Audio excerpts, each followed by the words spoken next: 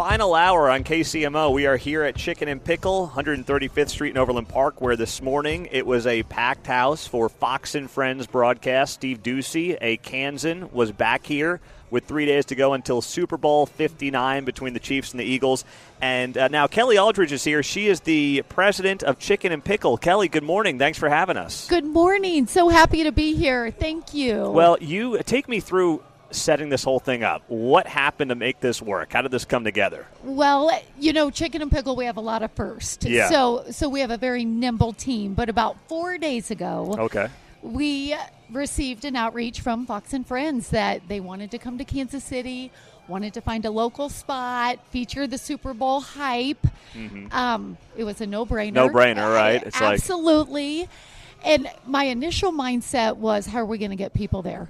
Yes, we're doing it. 5 a.m. though, what do we do? Yeah. What are we going to have to do? So we had a day or two of outreach, but then it quickly turned into, oh no, people are coming. Yeah. Our phone has been ringing off the hook. We had people driving in from other cities. Our avid pickleball players, loyal Chiefs fans. 3:38, I walked in and people were already here. 3:38, they were waiting to come in. I looked at my phone and I'm like, that is our city though. They show up. That's the great thing about Kansas City. That is so true. And we had, there were hundreds of people here during probably 6, 7 o'clock hour this morning. For people that don't know, you're the president. You've been the president for 2 years. But your background, you were a Chiefs cheerleader at one point, right? I'd love to say decades ago, plural. Come on. Come on. Yes, I cheered for the Chiefs late 90s, early 2000s. Okay. So are you from here originally? I grew up in Wichita, Kansas. Okay. Went to K-State, moved to Kansas City. That's so did you cheer at K-State? I did. Okay. And then how do you end up, what's the process to becoming a Chiefs cheerleader? What was that like? Yeah, you try out in the spring. So senior year of college. You tried out. I tried out. Yep. Very, very different now that the Chiefs have been such a present national team. But it was a couple weekends. It's about a month-long process. Okay. Yeah. So was that like, were you always like, I want to be a Chiefs cheerleader, or did you just kind of do it on a whim? How did that come together? It was more like, I want to be a Chiefs cheerleader, even in college. Okay, so you did. I did. I'm like, I'm going to go for it. Okay, and then what happens? Did they call you and say you are accepted? Were you surprised, or is it like you didn't know what was going to happen? And so it's a series of cuts, so each weekend you come back and you make it to the finals, which was so cool. And people don't know this, but when I cheered, our finals was interviews. It was all about who you are as a person. Really? So I love to share that. When you meet a cheerleader, they are amazing humans. They really do their job on making sure they get quality people that are there for the right reasons. It's not just about how good a cheerer you are, what you look like. It's actually who you are. Yeah. And they've kept that to this day. They've kept that to this day. Wow. So pretty amazing. But back, different. Social media wasn't so that's present. true. Yeah. But we called a hotline number at midnight after our final tryout. So I remember I was back in Manhattan, back at school. Just probably one of the most nerve-wracking phone calls at the time. Yeah. Did you use? So what? This is pre-cell phone, right? Pre-cell phone. Yeah. So you got to find a phone, call a number at midnight. Exactly. And is there a person on the line that tells you? It was a recording. Or a recording. And it just the slowest name by name by name. Oh, so it just reads off the names who made it, and you're waiting for your name to be called. Yep. And if your name doesn't get called, you know you didn't make it. Exactly. That is a heck of a process. So that was in 1998. That was the process. Wow. Now, I'm sure there are people who probably dialed the number back to make sure they didn't miss their name, right? Or did I really hear that? Did I really hear my name? Yes, that's a great point as well. That is a great point as well. Wow. Okay. Yeah. So then what ends up happening? You do that for how many years? So I did 2 seasons. 2 seasons. Okay. Yeah. And then transitioning out of it, what is that like? Is it kind of like a player where these things turn over, right? Yeah, they do turn over. And I got married the year that I stopped cheering, and it is so fun, but it is a time commitment, full-time job. So you never go away, though. There's a strong alumni group. We get together yearly. Still.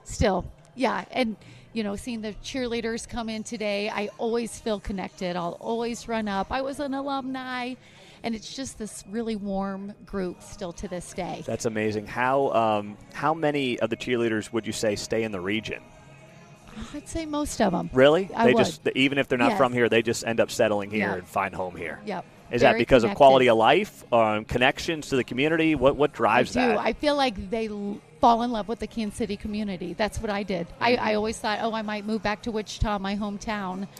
But you fall in love with the Kansas City community, being That is part of that awesome. Chiefs organization. Wow.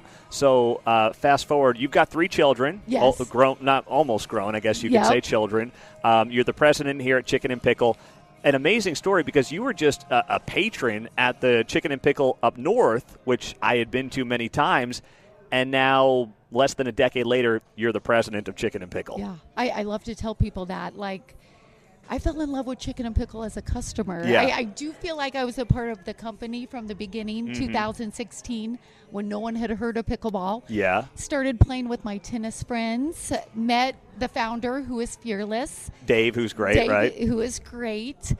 And long story short, it was, hey, I want to hire you. And I remember, like, I have a job. I'm not looking for a job, but I love this concept. Yeah. And I challenged him, like, you could really be a pillar in the community with this concept. Lean in. I hosted one of the first charity events for a Is that group I right? was helping fundraise for. So on the other end, and had this dream of a charity pickleball tournament. So long story short, hosted one charity pickleball tournament. And then the next week, Dave offered me a job, which I agreed to go part-time. Okay. You know, again, I just loved Chicken N Pickle. I knew it was full of human connection and opportunity for the community. And then a quick turnaround to full-time, and slowly took on more responsibility, pickleball, marketing, partnership team. And Wow. it's really humbling to be the president of this company. And you talk about fearless. I mean, let's be honest. There are, because, you know, we do events around town, not like what you guys had with 500 people, but we'll do events with 200 people. And we're like, hey, no cost to you guys. We'll show up. But they're just like, I don't know if we want to deal with it, or, you know, is there going to be some kind of blowback or just something, right? People make up stuff in their own mind. Right. Dave says, come out here, use this awesome location, and you're on national TV for 3 hours. What's the downside? Right. And we talk about this. We are inclusive. Yeah. All is welcome. All Yeah. means all. Yeah. Yes, everyone is welcome on our property. Absolutely. No matter, yeah, exactly. Background, who you Yes. are, everyone's welcome. Everyone's welcome. All I saw was a bunch of happy, excited people this morning cheering on the Chiefs. That's Yeah. all it was. That is, our driver is human connection. That is, we wake up every day and we foster an atmosphere for human connection.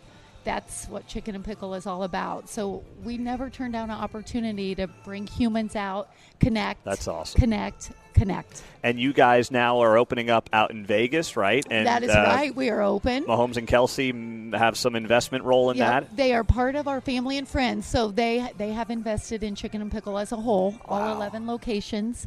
We have 2 under construction. And it's pretty cool. That's amazing. Yeah. So you've got 2 here in the Kansas City area. Where else Yes. is Chicken N Pickle right now? 2 in Kansas City, Wichita, Kansas. Okay. San Antonio, Texas, Oklahoma City. Nice. Then Overland Park, I'm kind of going in order. We have 2 in Dallas, 1 under construction. Okay. 1 in St. Louis. Glendale, Arizona, right by the State Farm Stadium. Good spot there. Yep. Super Bowl was there a few years ago. Henderson, Nevada. Okay.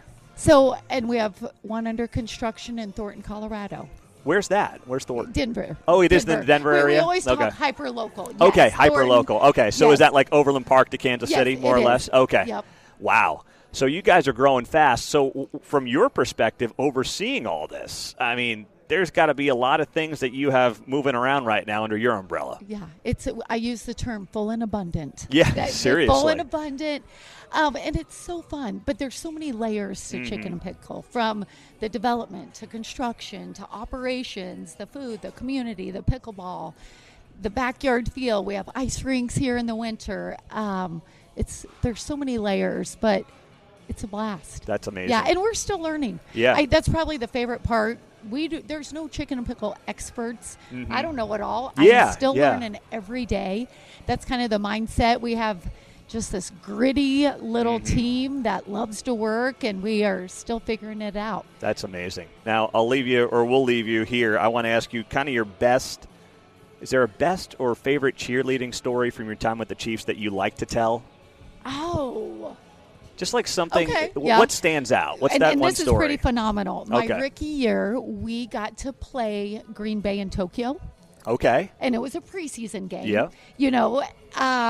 And so just being a rookie, like, oh, we're going to Tokyo. Okay, great.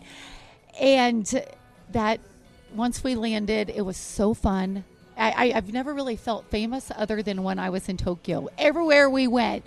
Really? Just screaming, fans, Chiefs. And again, this was a preseason. I think that was one of our first games. I cheered over in Tokyo before at Arrowhead and playing Green Bay, who did not have cheerleaders. I still think they don't. Yeah, you're right. So a Japanese all-star team got to cheer on the sidelines for Green Bay. And it just, that I will never forget that memory. Wow, that is awesome. Really cool. Well, Kelly, thank you so much for being here. Thank you for having us here, putting on a great show this morning, and continued great luck with what you guys are doing at Chicken N Pickle and growing this brand around the nation. Thank you, and let's go Chiefs. Let's do this. You got a game prediction for Sunday? You got a score for me? I do. I'm going to go 27-24. All right. Chiefs, I like that. I like that. 27-24, and it's going to be a great game. It's going to be a great game. Thank you, Kelly. Appreciate it.